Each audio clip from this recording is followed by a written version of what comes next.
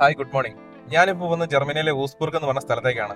ഈ ഒരു സ്ഥലത്താണ് THWS എന്ന് പറയുന്ന ജർമ്മനിയിലെ പബ്ലിക് യൂണിവേഴ്സിറ്റി സ്ഥിതി ചെയ്യുന്നത്.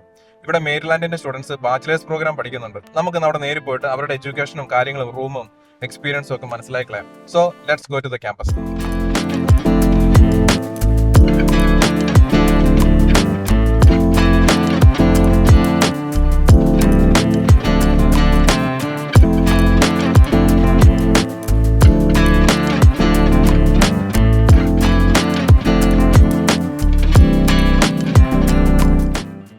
സോ ഫൈനലി നമ്മൾ നമ്മുടെ സ്റ്റുഡൻസിൻ്റെ അടുത്ത് എത്തിയിരിക്കുകയാണ്. സോ ഈ പുറകെ കാണുന്നതാണ് THWS എന്ന് പറഞ്ഞ പബ്ലിക് യൂണിവേഴ്സിറ്റി. ഇവിടെയാണ് ഇവർ രണ്ടുപേരും പഠിക്കുന്നത്.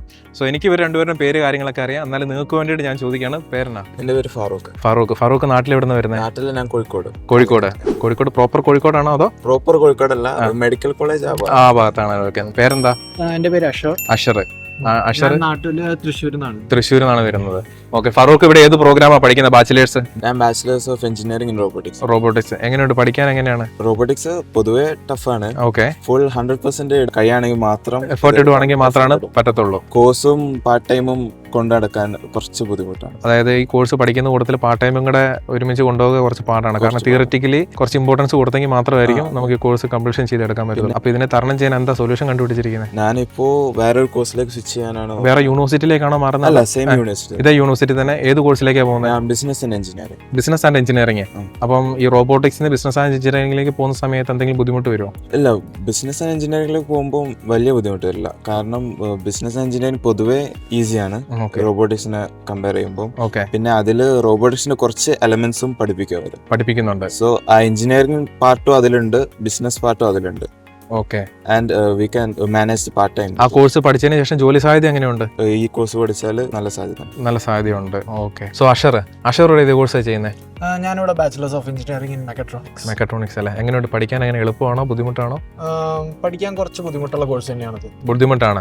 അപ്പൊ ഈ ബുദ്ധിമുട്ടിനെ തരണം ചെയ്യാൻ എന്താ സൊല്യൂഷൻ ഉള്ളത്? നല്ല ടഫായിട്ട് തോന്നുകയാണെങ്കിൽ നമുക്ക് കോഴ്സസ് മാറാൻ പറ്റും. അപ്പം എന്താണ് ഈ 3 years ആണല്ലേ ഈ പ്രോഗ്രാം വരുന്നത്, ബാച്ചിലേഴ്സ് പ്രോഗ്രാം? അപ്പൊ 3 yearന്റെ ഉള്ളിൽ എങ്ങനെ ഡ്രോപ്പ് ചെയ്യാനുള്ള പ്ലാൻ ഉണ്ടോ അതോ ശരിക്കും? ഇല്ല, ഡ്രോപ്പ് ചെയ്യാനുള്ള പ്ലാൻ ഇല്ല. ഇത് കോഴ്സ് കംപ്ലീറ്റ് ചെയ്യാൻ തന്നെയാണ് പ്ലാൻ ഇട്ടിരിക്കുന്നത്. ഇവിടെ പാർട്ട് ടൈം ജോബ് അങ്ങനെ എന്തെങ്കിലും ചെയ്യുന്നുണ്ടോ? മെക്കാട്രോണിക്സിന്റെ ഒപ്പം നമുക്ക് പാർട്ട് ടൈം ചെയ്യാൻ വളരെ ബുദ്ധിമുട്ടാണ്.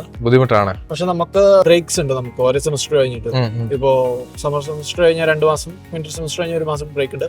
ആ ടൈമിൽ നമുക്ക് ഫുൾ ടൈം ആയിട്ട് ജോബ് ചെയ്താൽ നമുക്ക് ഫിനാൻഷ്യലി നമുക്ക് വലിയ കുഴപ്പമില്ലാതെ പോവാം. അപ്പൊ ഈ ഒരു THWSലേക്ക് വരാൻ പോകുന്ന കുട്ടികളോട് നിങ്ങൾക്ക് പറയാനെന്തോളം, ഏത് കോഴ്സ് ആയിരിക്കും ചൂസ് ചെയ്യുവാണെങ്കിൽ ഏറ്റവും നല്ലൊരു course? Depends on the students. Depends ആണ്. പഠിക്കാൻ തയ്യാറാണെങ്കിൽ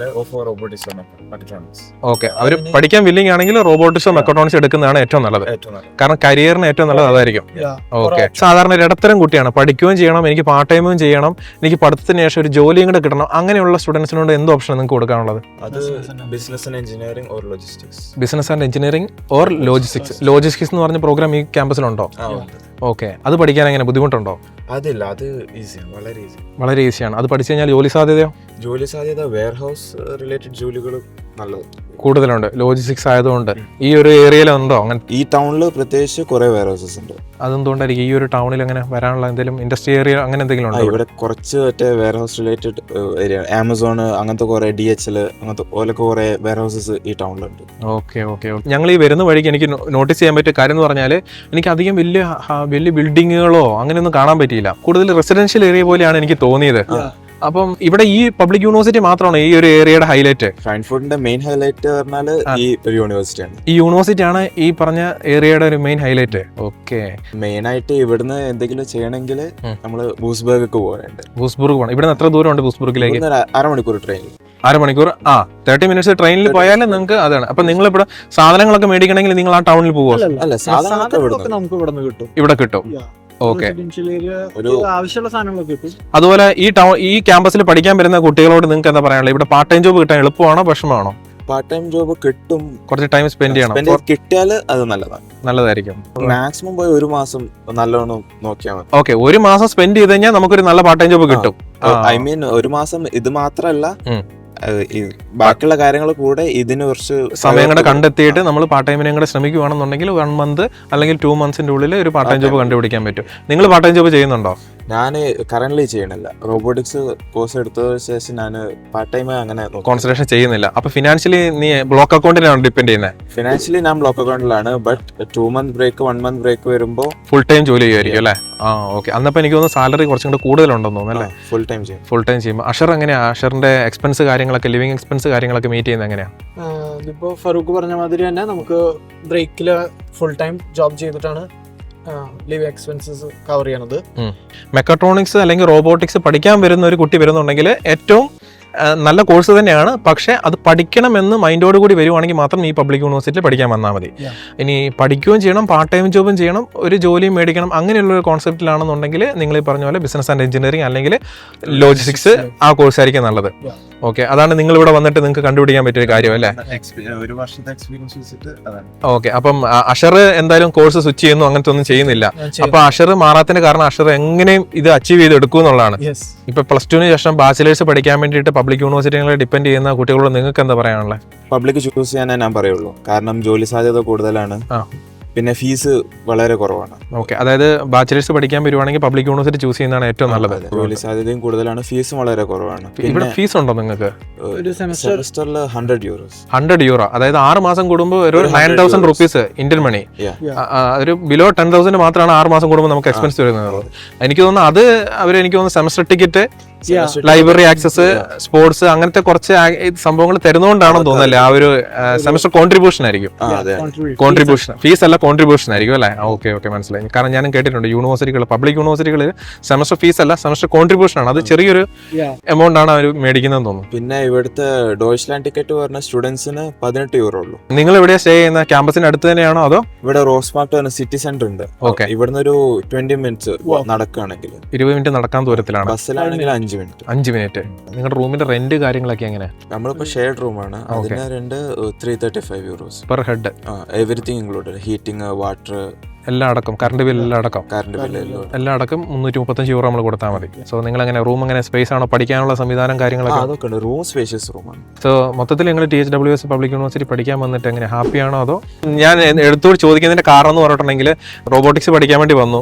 ഇപ്പോൾ നാട്ടിൽ നിന്ന് ഒരുപാട് സ്വപ്നം ഉണ്ടായിരിക്കുമല്ലോ റോബോട്ടിക്സ് പഠിക്കാൻ വേണ്ടി വന്നു. അപ്പോൾ ഇവിടെ വന്നപ്പോൾ റോബോട്ടിക്സ് പഠിക്കാൻ വേണ്ടി കൂടുതൽ സമയം സ്പെൻഡ് ചെയ്തെങ്കിൽ മാത്രമേ റോബോട്ടിക്സ് കംപ്ലീഷൻ ചെയ്ത് ഇറങ്ങത്തുള്ളൂ. അപ്പോൾ നീ എന്ത് ചെയ്തു? വേറൊരു കോഴ്സിലേക്ക് സ്വിച്ച് ചെയ്യുകയാണ്. അഷർ പറഞ്ഞു അഷർ മെക്കട്രോണിക്സ് പഠിക്കുകയാണ്, പക്ഷേ എന്ത് വില കൊടുത്തും മെക്കട്രോണിക്സ് ഞാൻ കംപ്ലീഷൻ ചെയ്തെടുക്കുമെന്ന് അഷർ പറഞ്ഞു. അപ്പോൾ നിങ്ങൾ മൊത്തത്തിൽ എനിക്ക് ചോദിക്കാനുള്ളത്, നിങ്ങൾ ഹാപ്പി ആണോ എന്നുള്ളതാണ് എനിക്ക് അറിയേണ്ടത്. ഹാപ്പിയാണ്. ഓക്കെ, അപ്പം വരുന്ന കുട്ടികളോട് നിങ്ങൾ എന്താ, നിങ്ങൾക്ക് എന്തെങ്കിലും സജഷൻ പറയാനുണ്ടോ? വരുന്നതിന് മുമ്പായിട്ട് ഈ യൂണിവേഴ്സിറ്റി ചൂസ് ചെയ്യണോ, ഈ യൂണിവേഴ്സിറ്റി ചൂസ് ചെയ്യണ്ടേ, ഇനി മറ്റെന്തെങ്കിലും ഓപ്ഷൻസ് ഉണ്ടെങ്കിൽ എന്തെങ്കിലും നിങ്ങൾക്ക് പറയാനുണ്ടോ അവരോട്? യൂണിവേഴ്സിറ്റി ഇംഗ്ലീഷിൽ പഠിക്കാനാണെങ്കിൽ വൺ ഓഫ് ദി ബെസ്റ്റ് യൂണിവേഴ്സിറ്റിയാണ്. ജർമ്മനിയിൽ ഇംഗ്ലീഷ് കോഴ്സ് പ്രൊവൈഡ് ചെയ്യുന്ന പബ്ലിക് യൂണിവേഴ്സിറ്റിയിൽ ഒന്നാണിത്. അപ്പോൾ പബ്ലിക് യൂണിവേഴ്സിറ്റിയും ഇംഗ്ലീഷിൽ പഠിക്കണമെന്നുണ്ടെങ്കിൽ ഈ യൂണിവേഴ്സിറ്റി ബെസ്റ്റ് ചോയ്സ് ആയിരിക്കും. ബെസ്റ്റ് ചോയ്സ് ആയിരിക്കും അല്ലേ? നാട്ടിൽ പ്രൈവറ്റ് നാട്ടിൽ പഠിക്കാൻ നല്ലത് ആ പൈസക്ക് ഇവിടെ വന്ന് പബ്ലിക്കിൽ ചേരുന്നതാണ്. കാരണം അവിടുത്തെ അത്ര പൈസയും കൊടുക്കണ്ട, ജോലി സാധ്യതയും കൂടുതലായിരിക്കും. ഇവിടെ പബ്ലിക്കിൽ പഠിക്കുകയാണെന്നുണ്ടെങ്കിൽ. പക്ഷേ എനിക്ക് നിങ്ങൾ സ്റ്റുഡൻസിനോട് പറയാനുള്ളത്, അല്ലെങ്കിൽ ഇത് കാണുന്നവരോട് എനിക്ക് പറയാനുള്ളത്, ഇവർ 12th സ്റ്റാൻഡേർഡ് കഴിഞ്ഞ പാടെ ബാച്ചിലേഴ്സ് പഠിക്കാൻ വന്ന ആൾക്കാരല്ല. നമ്മുടെ നാട്ടിൽ 12th സ്റ്റാൻഡേർഡ് കഴിഞ്ഞിട്ടുണ്ടെങ്കിൽ നമുക്ക് നേരിട്ട് പോയിട്ട് ബാച്ചിലേഴ്സിന് ജോയിൻ ചെയ്യാം. പക്ഷേ ജർമ്മനി എന്ന് പറഞ്ഞ രാജ്യത്ത് 13 വർഷത്തെ എഡ്യൂക്കേഷൻ ഉണ്ടെങ്കിൽ മാത്രമേ നമുക്ക് ബാച്ചിലേഴ്സിന് അഡ്മിഷൻ കിട്ടത്തുള്ളൂ.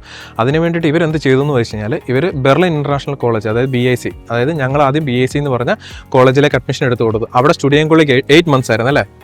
8 monthsന്റെ സ്റ്റുഡിയം കോളേജ് പ്രോഗ്രാം കംപ്ലീഷൻ ചെയ്തതിന് ശേഷം ആ കോളേജ് തന്നെയാണ് ഇവർക്ക് ഈ പബ്ലിക് യൂണിവേഴ്സിറ്റി അഡ്മിഷൻ എടുത്ത് കൊടുത്തിരിക്കുന്നത്. അതായത് നമ്മൾ ഇന്ത്യയിൽ നിന്ന് പുറപ്പെടുന്നതിന് മുമ്പേ അവർ ഈ യൂണിവേഴ്സിറ്റിയുടെ കണ്ടീഷണൽ അഡ്മിഷൻ ലെറ്റർ നിങ്ങൾക്ക് എടുത്ത് തന്നിട്ടാണ് നിങ്ങളെ ബെർലിനിലേക്ക് പഠിക്കാൻ കൊണ്ടതും ശേഷം നിങ്ങൾ അവിടുത്തെ പഠിത്തത്തിന് ശേഷം ഇങ്ങോട്ട് വന്നതും.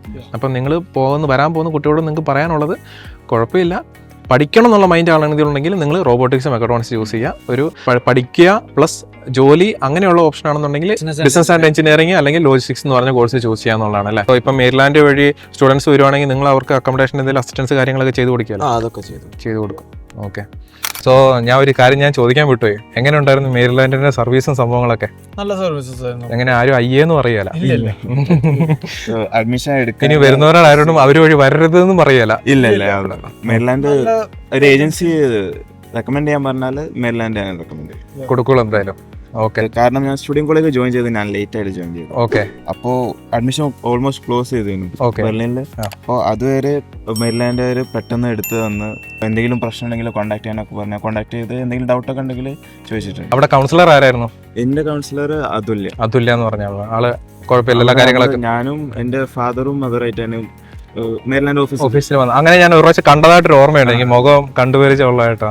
എനിക്കൊന്ന് അഷറിന്റെ ഫാദറും വന്നിട്ടുണ്ട് തൃശ്ശൂരിൽ നിന്ന് കോഴിക്കോട് ഓഫീസിലേക്ക് വന്നിട്ടുണ്ടായിരുന്നു തോന്നുന്നു. എനിക്ക് അന്ന് APS ഉണ്ടായിരുന്നോ? APS എല്ലാതും എനിക്ക് മേരിലാൻഡ് ആണ്. APS ചെയ്തിരുന്നോ? Okay okay. മേരിലാൻഡ് എത്തിയിട്ട് തന്നെയാണ് അവർ തന്നെയാണ് APS-ഉം വിസയുടെ എല്ലാത്തിന്റെയും സംഭവങ്ങൾ സപ്പോർട്ട് ചെയ്തു തന്നു. അപ്പൊ എന്തായാലും നിങ്ങൾ മോശം പറയാലോ, ഇല്ല നല്ലതാണ്. നല്ല ഞാൻ ഹാപ്പിയിൽ പോവാം. Yeah. പിന്നെ ഇവിടെ ഈ ഒരു ക്യാമ്പസ് മാത്രമാണോ മെയിൻ ആയിട്ടുള്ളത്? അല്ല, ഇതിപ്പോ മെയിൻ ക്യാമ്പസ് ആണ്. ഓക്കെ. ഒരു 2 സബ് ക്യാമ്പസസ് വേറെ ഉണ്ട്. ഇതേ യൂണിവേഴ്സിറ്റിയുടെ തന്നെ? ഇതേ യൂണിവേഴ്സിറ്റിയുടെ ഈ ടൗണിൽ തന്നെ? ഈ ടൗണിൽ തന്നെ. ഓക്കെ. ഒരു 500 മീറ്റർ വാക്കില് ഉണ്ട്. ഇവിടെ അടുത്തുണ്ട്.